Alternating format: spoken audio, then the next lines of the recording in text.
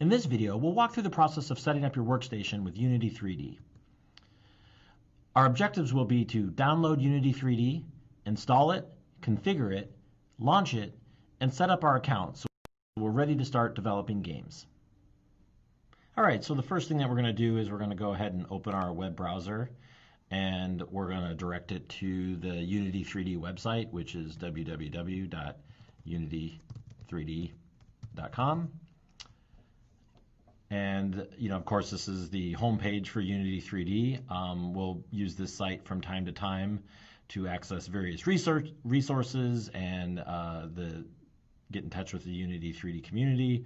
They have some great learning tutorials and so forth, and we'll talk more about these things later. But for now, we're going to use this just to get Unity3D. So up at the top right, there's a Get Unity option. So this brings us to the page that talks a little bit about how to get Unity. It talks about the different types of organizations that you might be.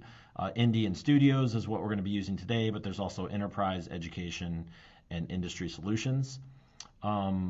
On the Indie and Studios page, they've got information about the two different versions of Unity. Of course, we're using Unity 5, which is the latest edition. And there's the personal edition and the professional edition. So we'll be using the personal edition. This is the free version of Unity. You can read a little bit about the different features that are supported on the free version versus the professional version. Really the type of things that we're going to be doing in the Coursera course, the Coursera specialization, the personal edition is plenty capable. So moving down, I'm going to go ahead and click the free download.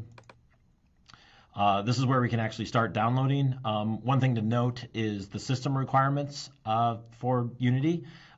Basically, a modern Windows computer or a Mac OS X computer with a decent GPU, graphics card, graphics processing unit. They say basically anything since 2004 should work. Of course, the newer your computer, the more powerful your computer, the better. If you want to learn more, you can click Learn More. This will give a little bit more detailed breakdown of what's required for development with Unity and what's required for running back Unity 3D games. I'll go ahead and click back on the browser and begin the download process. So I'm using a Mac OS X computer here. The process is very similar on a Windows computer. I'll go ahead and point those things out as I go. On a Mac, it downloads a DMG file. On Windows, it'll be an exe. In both cases, I can double-click on it, to open that file. On the Mac, it basically mounts a virtual drive, and I'm going to run the Unity Download Assistant application. And go ahead and open that. So this is, the installation process, very typical. Just kind of follow through the steps here.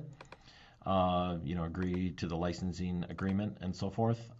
It'll ask us what components that we want to install, the Unity 3D engine and editor, web player component, standard assets. We generally want these three things. I'm also going to include the fourth, which is the example project, because we'll use the example project in the next video to discuss a little bit about the Unity editor. Go ahead and continue. Where do I want to place it? I'm just going to place it on the main hard drive here and go ahead and start the download process. So this is actually a little bit over 2 gigs of information when we combine Unity itself and all the extra components that we added. So this may take some time to download depending on the speed of your connection. So I'm going to go ahead and fast forward this to the end of the download. Okay, all 4 components are downloaded. So now we're in the installation process. Once again, this will take a few minutes to get all installed. So we'll go ahead and fast forward through this as well. All right, as you can see, my installation was successful and complete. So I'll go ahead and close the installer. Here on the Mac, it opened up the folder in the finder of where it was installed. If I back out here, you can see it places it right in the application folder. And the folder is just called Unity. On a Windows machine, it would be in your program files folder on the C hard drive. And once again, the folder will be called Unity. Now you can see I've got various older versions of Unity here. I always like to rename the folder with the version number.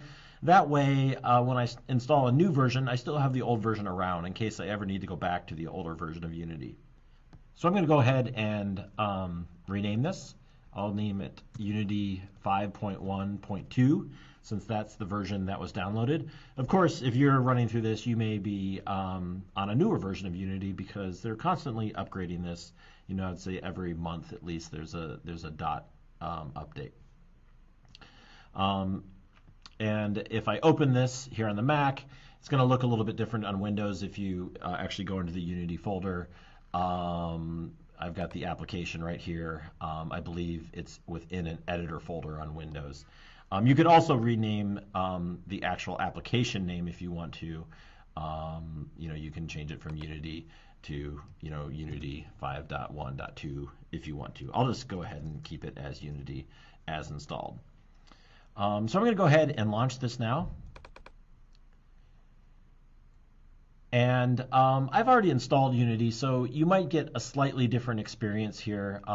Sometimes I've noticed when you first launch it, it tries to connect back home to Unity, and you might get a connection error. If that does happen, go ahead and just quit Unity and relaunch it, and the second time through it should work. If this is the first time that you've opened Unity, it might also ask you for licensing information. Once again, you want the personal license of Unity. That's the free version of Unity.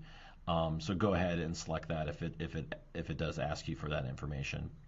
The next thing it'll ask you is for you to sign into your Unity account. So the Unity account is basically the account that you'll use to get access to, as they say here, Unity services and resources. You'll definitely want to create a Unity account. There's an option here that says create one. If you click that, it's going to, I believe, open your web browser to the sign-up page. And you can run through the process of creating your Unity3D account. And of course, I've already done this, so I will just skip through this. Okay, back here on the Unity startup screen, I'm going to go ahead and enter my account.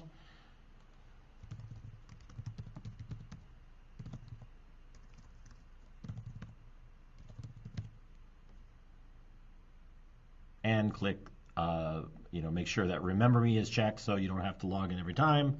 You can also just click Work Offline if you really don't want to connect back to the Unity servers. But you will want a Unity account in the future for accessing the Unity Asset Store, which we'll talk more about later. So we'll go ahead and sign in. And this will bring you to the screen that you typically will see once you launch Unity. It shows a project tab, which shows the recent projects that have been opened. Of course, yours will be blank if this is the first time that you've installed Unity. There's also a Getting Started tab, which I do recommend that you go to and play this nice little intro video. It talks a little bit about Unity, the community around Unity, and some of the resources available for learning about Unity. Over here, this shows that I am logged in. So from here, of course, I could sign out. I could go to my account on the web, and so forth. If I'm working offline, there would be a little check, or a little cross here saying that I'm not logged in. So I'm going to go ahead and go back to the Projects tab, and we've got Unity installed. We've got it configured. We've launched it, and we've set up our Unity account. So we're really ready to start using Unity at this point. So in the next video, we'll begin to examine the Unity3D editor using the example project that comes with Unity.